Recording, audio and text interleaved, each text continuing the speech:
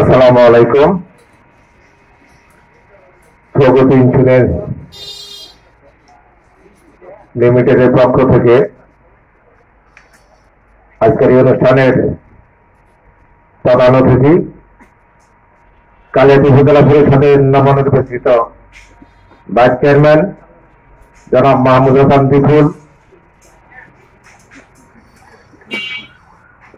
প্রধান আলোচক আজমিন হোসেন শাহ, কালিয়াতি প্রেস ক্লাবের সাবেক সভাপতি শাহ আলম সহ সম্মানিত উপস্থিতি।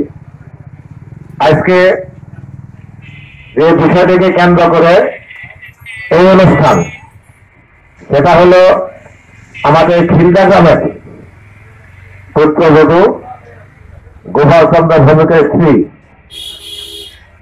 কণারানী ভৌমিকের মৃত্যু হয়েছে। উনি মৃত্যু হওয়ার পূর্বে এই ইন্স্যুরেন্সে তিনি তার লাইফ